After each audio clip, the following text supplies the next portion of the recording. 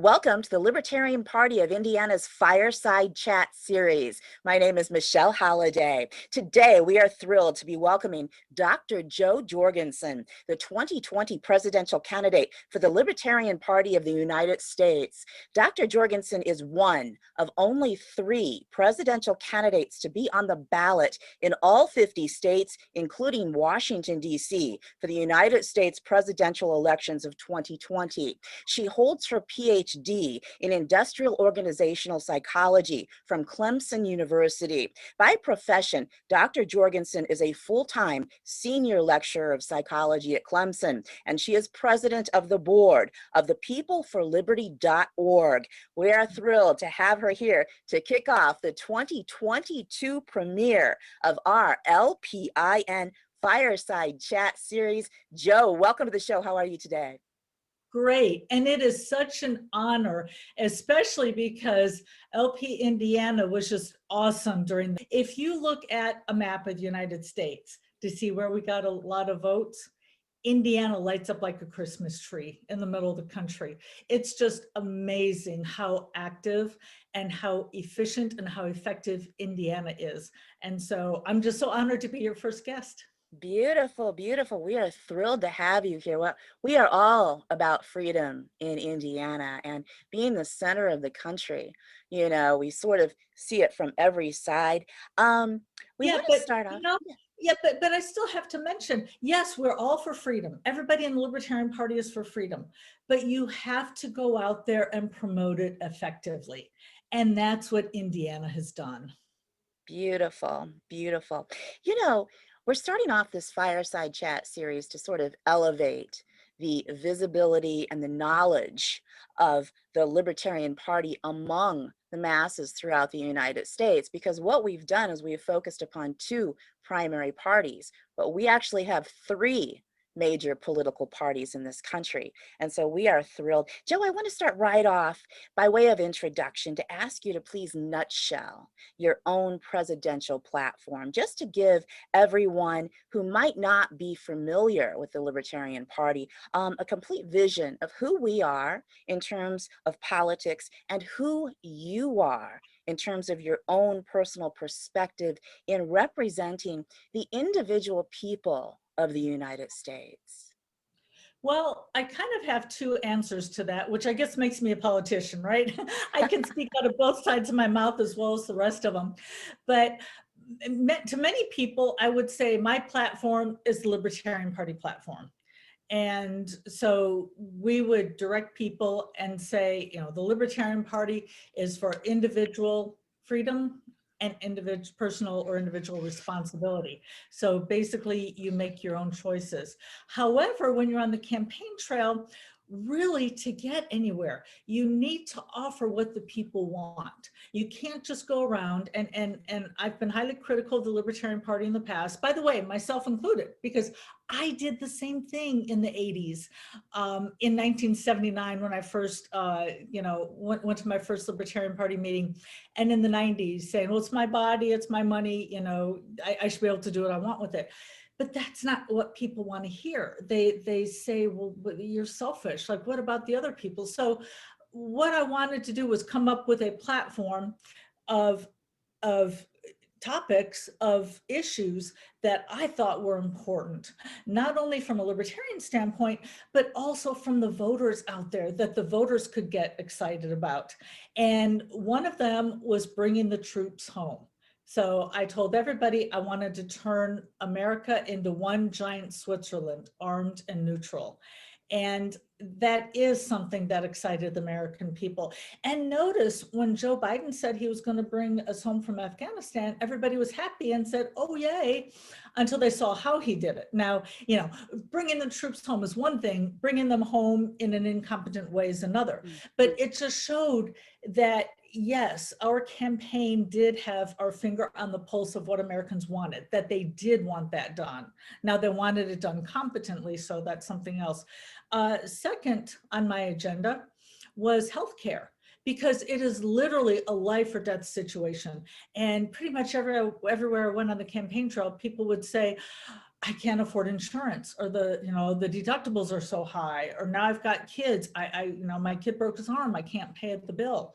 So healthcare was important, not just to people who are struggling, but it's a great example of how the free market can do so much better than the government, because this is one area that the government has been over-regulating for decades and decades.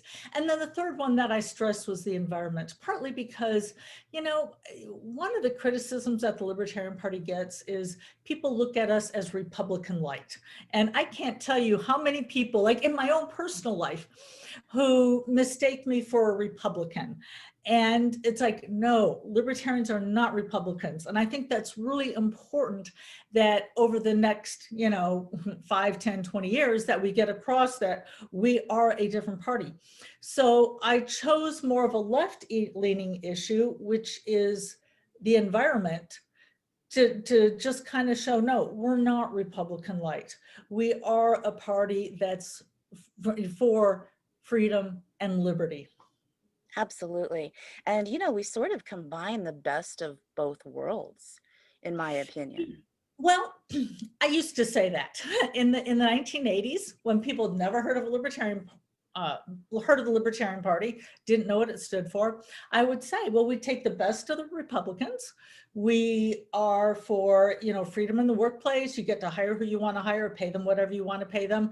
We're for, the Second Amendment. You can own a gun, you can defend yourself, all that. But we're the best of the left too, in that we're against the war. We believe in free speech. We believe that you should be able to marry who you would like to marry, and so forth. But now you almost can't say that anymore, because first of all, the left, they are no longer for free speech. They are about the biggest fascists out there. And, you look at the whole mask and vaccine thing, they have become more authoritarian. This is not the Democrats, the anti-war Democrats in the 1960s. In fact, in 2020, during the campaign, during the election year, Donald Trump was talking about bringing the troops home. And who were the first people to say, oh, no, you can't do that? It was the Democrats. So, their philosophy is out the window. Basically, they wanted whatever Trump didn't want. And then you look at the right. You don't hear the Republicans even talking about reducing taxes. You don't talk about them saying that you should be able to spend your money however you like. So, if you watch the debates, the Biden-Trump debates, the third debate, nobody even brought up taxes or anything having to do with economics. It's almost like now let me make a distinction between the many fine Republican voters and the Republican politicians. Now, the Republican voters, they want fewer taxes. They want to be able to spend their money how they see fit, which is better than how the government spends it. But the Republican politicians, they're off spending money just as freely as the Democrats sometimes. So I agree with you in philosophy that they take the best of both sides. But pretty much now, as my former campaign manager, Joe Hauptman, said, it's basically the red team versus the blue team. It's like they don't even stand for anything. It's true. It's true. I mean, it is a philosophical standpoint. We take the best of both philosophies, but in action, Right. they have gone off the track. I mean, we have Republicans, we have people that, are against capitalism because of what the Republicans have done, and it's, as far as like spending so much money and, And crony politics and yeah, things they were against. yeah. And I'd like to point out, unfortunately, the Republicans have given capitalism a bad name, because the Republicans for decades have, George Bush, right? George W. Bush, or George Bush Senior, right? Read my lips. So you've got Republicans going around saying, yes, we need smaller government. And so people, they don't look at the budget. They don't check with the federal government to see, okay, how much are you spending? So they assume that they've cut spending because that's what they're promising. And then they say, see, doesn't work. Republicans cut spending, it didn't work. So it's very frustrating because the Republicans are making our job harder by promising one thing and delivering another. And the Americans, the average American just wants to go to work, pay their bills, raise their kids, maybe go on vacation every now and then. They don't want to have politics as a sport, as a hobby. They don't want to follow it. And so they hear a few things in the news and that's it. So it's really difficult to break through that. Right, right. It brings to mind two separate points. Number one, we really, as far as the libertarians go, emphasize the term representation when we speak of political offices. But it's shocking and remarkable to watch what's happening in our country when you absorb the fact that the only reason that we have representation is because, for instance, the state of Alaska's needs are very different from the state of Florida, something like that. And that's the only reason we elect one of our own. And this has somehow morphed and twisted into we are appointing leaders. And that's not actually what we're doing. We're electing one of our own to represent us. And I think that is part of the reason that things have gone so awry. They see it as leadership. We're electing kings, you know what I mean? And people to tell us what to do, when in fact we're paying them to represent us, our wishes, what's best for us. And yeah, Yeah, and I'd like to make two comments to that, if you don't mind. sure, yes. A lot of people have heard citizen statesman, right? Where we elect, the average person to go to Washington, not a lawyer, but the average person. Okay, we all heard that part. But people forget the second part, which is that they're supposed to go to Washington, pass the laws, but then they're supposed to come home to live under those laws, and they don't. We've got professional politicians, Joe Biden's never had to live under a law in 40 years. He just passes whatever he wants. And now we see, AOC in Florida without her mask, right? We see, and there was, and I wish I could remember who said this. This was in maybe the 70s or 80s. Yeah, this would have been in the 80s. And it was a Democrat. And now keep in mind, the Democrats were all for passing, all the laws to make everything equal, right? So you can't discriminate, right? According to race, creed, sex, so forth. So, but what people didn't know is that those rules didn't apply to Congress and Senate. And so somebody interviewed this senator or congressman, I believe it was somebody from Texas, and said, well, don't you think that you should have these, anti-discrimination laws, race, creed, sex? And he puffed up his chest and he said, I should be able to hire whoever I want. So we've got people passing laws who aren't even following the laws they're passing. And also you made an important point about how you elect somebody from Alaska, somebody from, Florida, whatever, to come to Washington, DC. But the problem is you're absolutely right. Alaska has different needs than Florida, so they shouldn't be coming to DC to all come up with a one size fits all. And the biggest example I gave was education. We should not have a one size fits all education department because the needs of, as I pointed out, rural Appalachia, much different than the needs of downtown New York City. So why all come together in DC and pass one law that everybody follows? Instead, let Alaska, let them handle education however they like. Let Florida handle education however they like. Let Manhattan handle education. This should not be a one size fits all. So now they're voting on things they shouldn't even be voting on.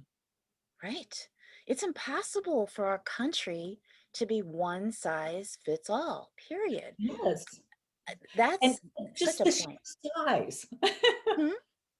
just the sheer size of the country. Absolutely, absolutely.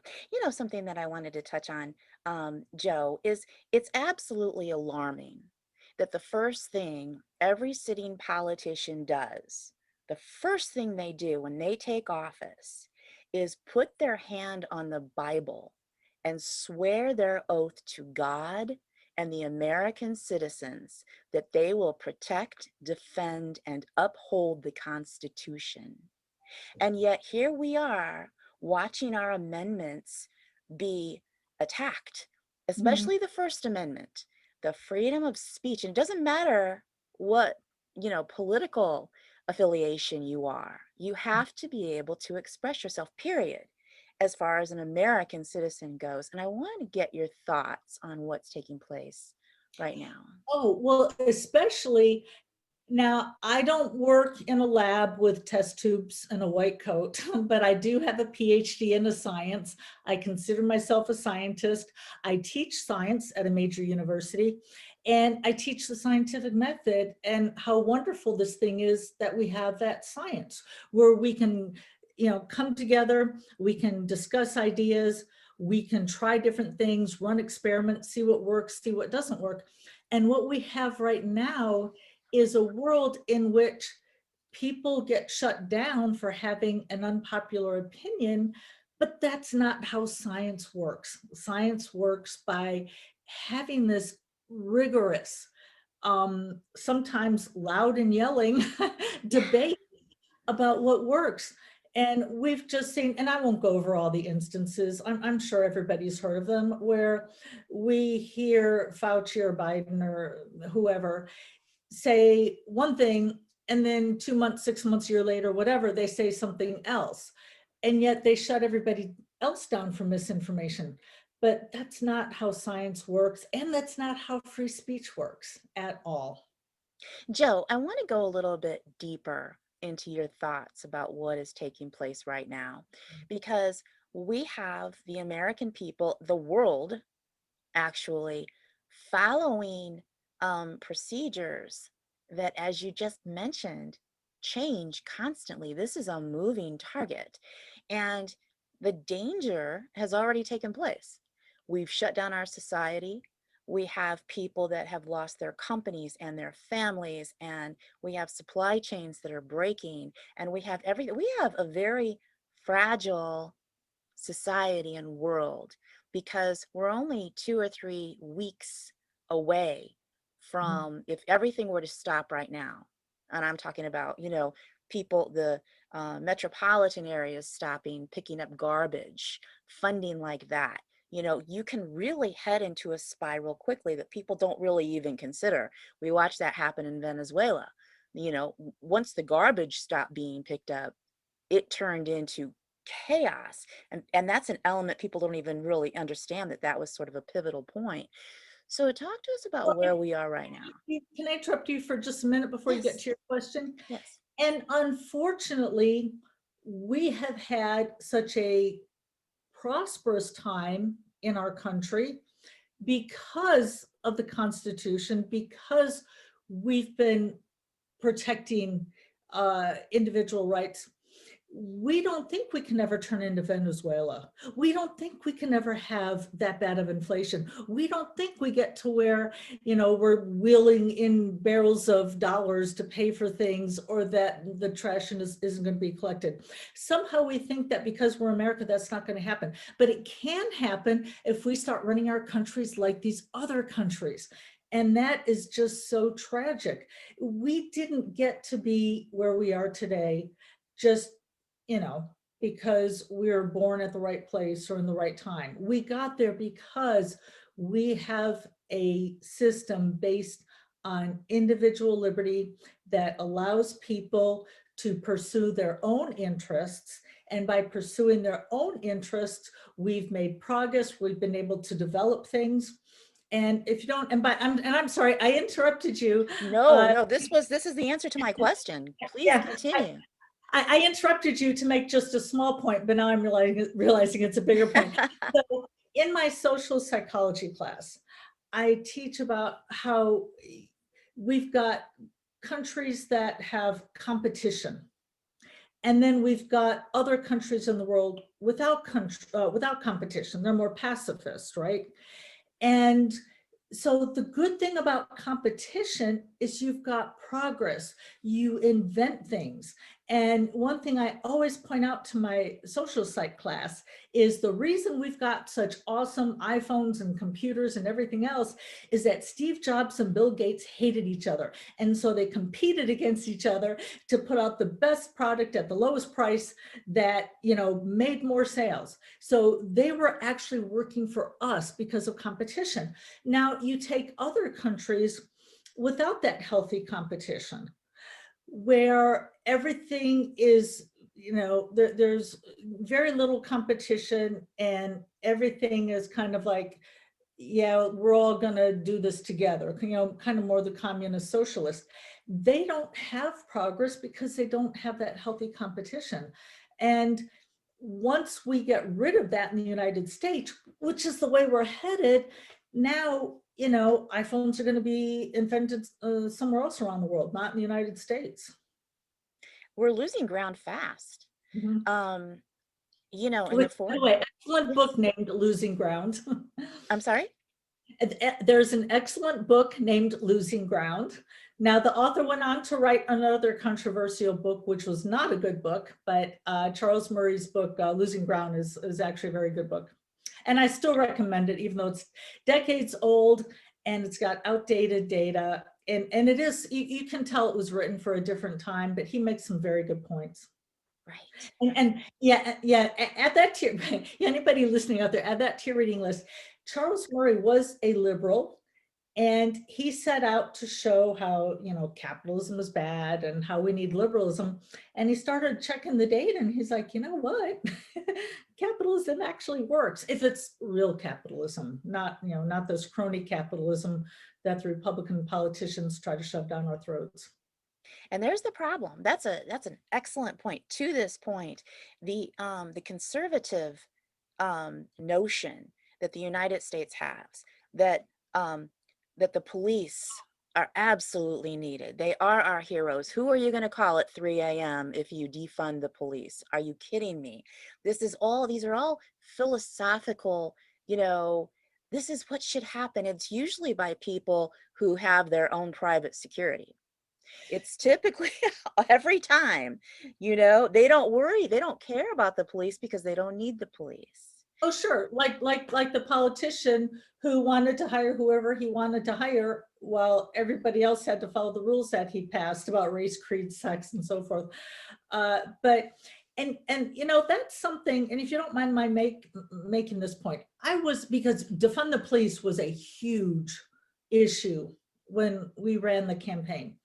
And I was asked that question often. And I never gave my opinion because I said that's a local issue and it's something that the president should have nothing to do with. You know, whatever your mayor, city council, voters, whatever they, you know, police chief, whatever they want to do, let them decide. But again, different needs for different parts of the country. And so people like, but you must have some kind of opinion on, you know, and finally they did ask me, what about your city? And I said, well, I think my city is great. I don't want to defend the police in my city because I think they do an excellent job. But maybe someplace else they do want to. But you know what? The president, you know, let me make a larger point here. The average person in this country, the average American, should never, unless he or she works for the military, should never come in contact with the federal government ever. The federal government should have nothing to do in our everyday lives. You know, when it comes to education, you know, again, your local school board or even private schools in the area, let you decide. Defunding the police, that's up to your mayor, chief of police, city council. Healthcare, that should be up to you and your doctor. All of these things should not have anything to do with the federal government. And so sometimes they would ask me questions and get mad that I'm not answering. And it's like, it's not that I don't have an opinion. I've got an opinion for my own self, But I don't want to be like these politicians who make rules for everybody else. In fact, one of the things that I don't like is this big computer in the sky, right? With our healthcare records. And I remember a politician on TV, and I don't remember who was saying this, but there was a politician saying, I think it's a great idea that, you know, if I go to a doctor's office across the country, they have access to my records. And I said, well, I thought to myself, well, great. You can sign up for that then. I don't want to. So just because a politician thinks something is a good idea does not mean it should come into law. Absolutely.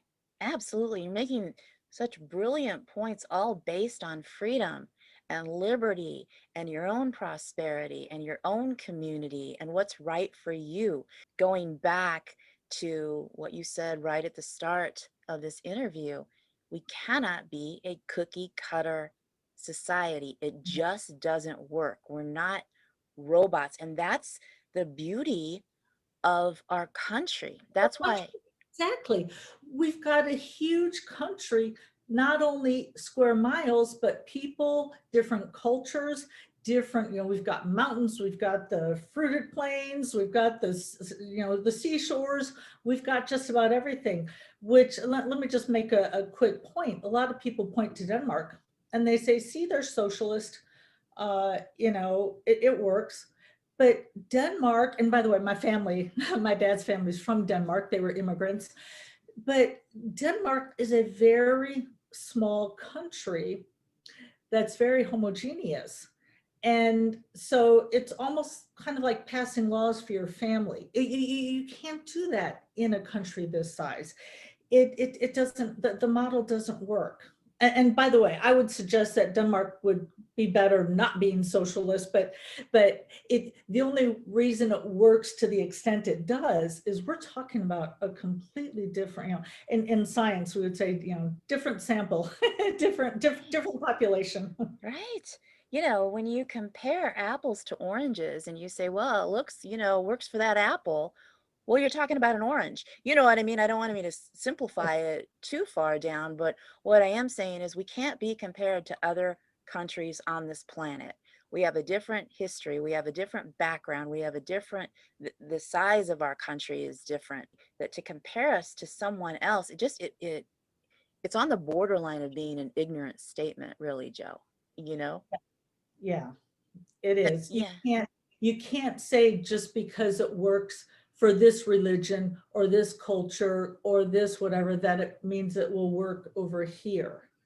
It's, you know, even just the fact that we've had freedom of religion for so long. Our country operates quite differently than some other countries of, you know, as you know, where there are still you know, gays being stoned, where some people, if they have an affair, they're put to death. That's not our country. So you can't say just because something works for one place, it works for another. Now, Joe, when you take a step back from your personal vantage point, um, as you know, a teacher, and with all of the career aspects that you've been through, and also as a presidential candidate, and of the past, and we're believing of the future also. What do you believe are the biggest challenges right now for our country? And not what are just the biggest challenges, but what are the remedies to those challenges? Wow, that's a big question. I think the biggest challenge is to, as I mentioned before, to keep the freedom that our Constitution guaranteed, that to keep the character, the basis of our country alive, that there are people who didn't see how capitalism helped get us here. And so now what they want to do is they look at some other country and they say, well, you know, let's bring socialized medicine from Great Britain, for instance, here. And I think a lot of people who are putting forth these ideas don't understand that, you know, it's like trying to outrun the law of gravity. The law of gravity is there, so are economic laws. And so are, by the way, psychological laws. If you tend to, for instance, reward something, you're going to get more of it. If you tend to punish it, you're probably going to get less of it. So what you don't want to do is start rewarding bad behavior, which is what our country does sometimes. And you don't want to punish good behavior, which is what our country is doing. And we're talking about, Joe Biden, pay your fair share, even though the top 1% pay something like 40% of all the taxes or something like that. But if you tax productivity, that's a punishment. So if you're punishing productivity, you're going to get less of it. Isn't that an interesting point? You hear, AOC and all these people with all of these, unrealistic attitudes towards economic reality. If you punish the rich in our country who are the productivity, that is the productivity in our country, and that's what creates jobs, and it creates everything else, and cars and our infrastructure, and the rich who have been successful in upholding our country, if you punish them, Joe, they'll leave. Yep, because they're rich. Yeah, a friend of mine used to say, hey, I never got a job from a poor person. So Why would we punish success? Right. And yes, Elon Musk's tweets were rather entertaining. But yeah, if Elon Musk is out there creating jobs and creating wealth, why do we want to punish that? We need more. Why would you drive out people that are creating your prosperity? And, Yeah, but let me quickly add, yes. There are some companies who are creating prosperity because they get special rules or special favors from the government. They give campaign contributions to Congress people. And so in return, and it gets to the point that there have been laws on the books in DC for the country that if you look at the law, it covers one company. So basically, like one company would give a huge contribution to their congressperson who would then present it, and now it becomes part of a bill. So this one company now gets an advantage. So we have to be we don't want to go so far the other way that now we're saying, okay, you're creating jobs, so we're going to give you taxpayers' dollars. So we don't want to do that either. So and one other thing too, to kind of go down this line, so many young people look at corporations as evil and they say they've got too much power. So therefore we need big government to overcome these big corporations. But what they don't realize is that those corporations have so much power because of big government, because they had favorable laws passed. And it was so easy to see, one thing about, and I'm not going to use the term silver lining. I mean, the death toll was astounding. But one thing that the pandemic has taught us is that, yes, government is very unfair and doesn't care for you the way you think it does. So we had big box stores that were open, but guess what? Mom and pop stores, those have to be closed because they don't have the power and they don't have the power from government. And one thing that was very difficult for me in the 90s when I was trying to say, we need to get rid of the Department of Education, and people would say, oh, but we're worried about the people, or I'm sorry, we're worried about the kids. Maybe parents don't know best what's for their kids. Maybe parents don't care about their kids enough. We need the government to help protect the kids.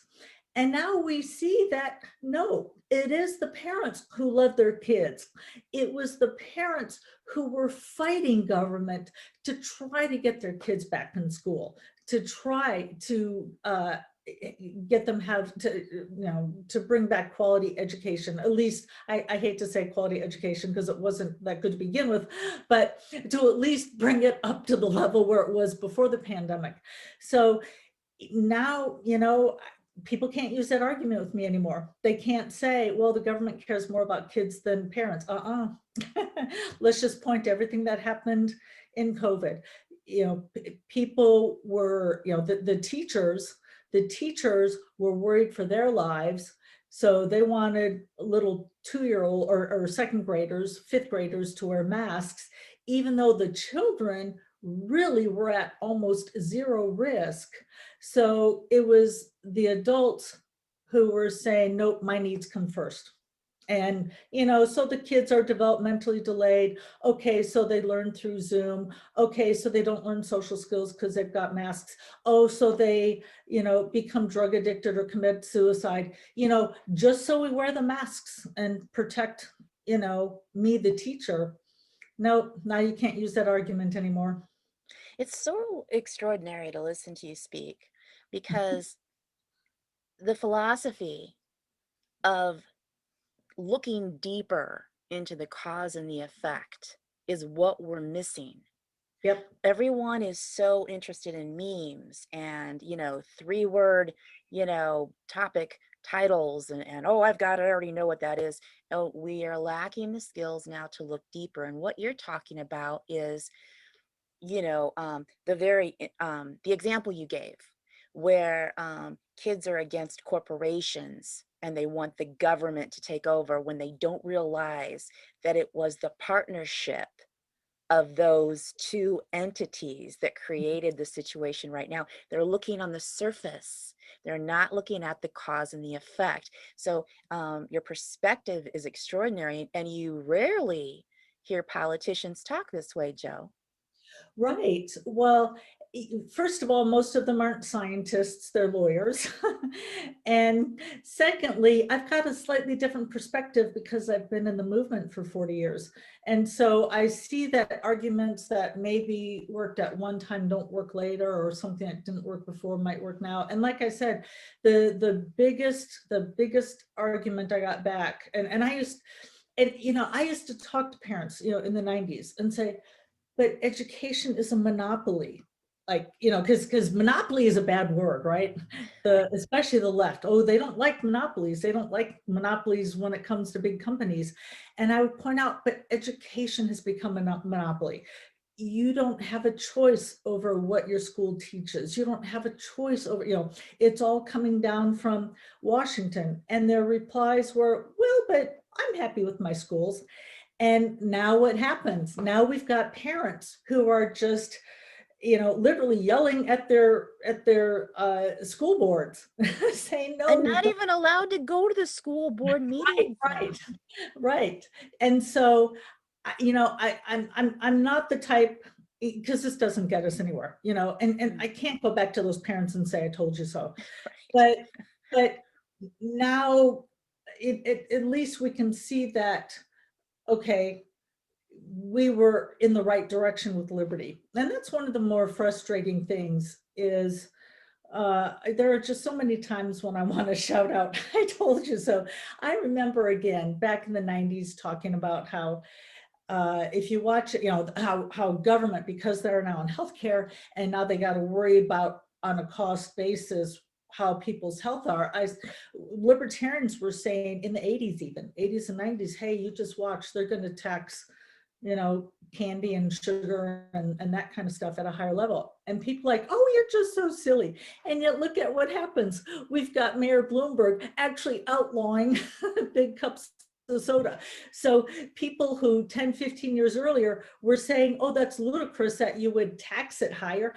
Now, not only are they taxed higher, they're outlawed. So it's one of the phrases that I hate the most: unforeseen circumstances. And it's like, no, these are foreseen.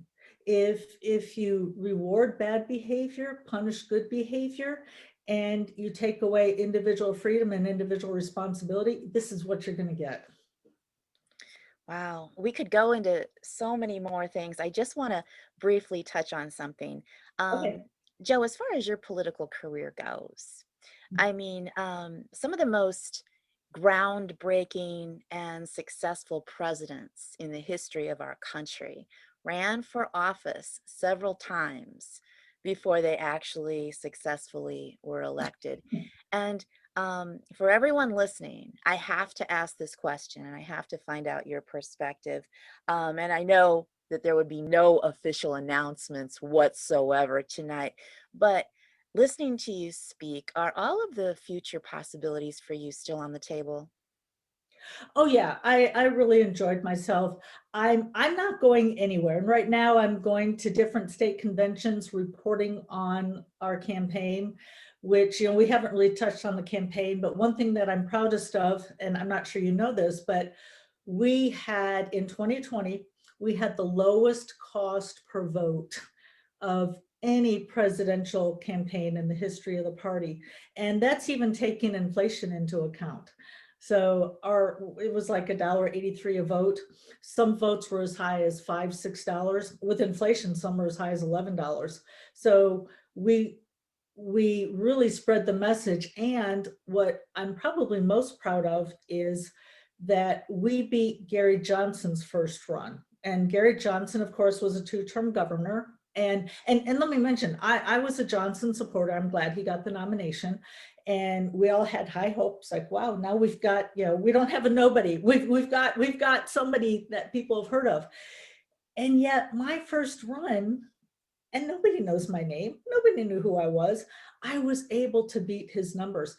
And so I think that shows that we are at a time where people are ready for the message. And so it is so exciting. So no, after all those grueling years in the 80s and 90s, yeah, now that we're finally getting somewhere, now that we're coming in with record numbers of new libertarians and record high totals, yeah, this is the exciting part. This is such an exciting time in American history as far as politics goes. And we are the third choice. There is a third choice. You don't have to go with the Republicans. You don't have to go with the Democrats. The Libertarians are on the rise. We are about peace and liberty and prosperity. And you know, as we're winding down this interview, I want to mention something. You know, there has been so much misinformation spread about the Libertarian Party, that we're anarchists and we're this and we're that. And it's because the two leading parties don't want a third one on the rise that stands for the liberty of individuals of our country and recognizes that our country is so large and so vast that we cannot go with a cookie cutter solution. And I think that this is a brilliant time for someone like yourself to be Yeah, entering. I mentioned real quick because I had a lot of people wonder, well, why weren't you in the third party debates? You know, you could have been on the debate stage and you could have debated the Green Party or the Constitution Party or whatever. And my answer was, I don't want us compared to the Green Party or the Constitution Party. We were on the ballot in all 50 states. I want to be compared to the Democrats and Republicans. And if you look, and let me mention, when I was in 96, when I was the VP candidate, Harry Brown decided that, yes, we would be in the third party debates. So yeah, it was a lot of fun. I mean, I'm a libertarian. I love to debate. That's right. But here's the thing. People in the news are looking for newsworthy items. And the fact that you've got the same platform that you've had for 3 months, 4 months, a year, or that you're the Libertarian Party and you're saying the same thing that you've said for 40, 50 years, because essentially we're the ones who stick to our philosophy. So in order for the news people to come up with something new, they look for things like the debate. And I can tell you, in 96, after being in the debate, I got all sorts of questions comparing me to the third, to the Green Party. Oh, well, how do you and the Green Party differ from this? Or what about you and the Constitution Party? Or, oh, in the debate, this came out. You know what? Because we were not in the third party debate, I think I had 1 or 2 questions the entire campaign about the Green Party. Whereas after the debate, I'd have like 6 questions in one day. All of the questions did center on the Libertarian Party compared to the Democrats and compared to the Republicans, and that's the way it should be. Absolutely. Absolutely. Because you can get categorized as not a viable party. And that's not true. We Categorized are as a minor party or as a third party, and I want to be categorized as a major party, as one of only 3 on the ballot in all 50 states. Absolutely, and one that's very much needed right now in American politics. We've got to have a change. We have got to go back. We are headed down a very dangerous path right now, Joe. Right. We can't keep going this way. Like I said, pretty soon we're not going to be the ones coming up with the new inventions, the new ideas. Right. Now, Joe, this has been an incredible premiere of I had a lot of fun. LPIN. Thank Yes. you. We are going to have you back a lot. Awesome. And we are going to be opening up the floor to questions in the future. That's my favorite. I really like taking questions from the audience because you never know what's going to, you never know what question's going to be asked. Right, right, exactly. Now, Joe, in wrapping up, is there anything that you would like to share that we haven't covered yet? Well, not really, especially since we'll be meeting again soon. Absolutely, Yeah, absolutely. let's leave with the teaser, okay, Michelle? Okay, more to come, much more Yeah, to more to come. come. Oh Yeah. boy, we'll be talking about the state of the nation soon and the upcoming fireside chats. Thank you so much for coming on this show today. Oh, it was great fun. Thanks, Michelle. Have a great day. Dr. Jo Jorgensen, president of the board at peopleforliberty.org and the 2020 presidential candidate for the Libertarian Party of the United States, representing peace, prosperity, and freedom. For the Libertarian Party of Indiana's Fireside Chat series in Liberty, I'm Michelle Halliday at LPIN.org.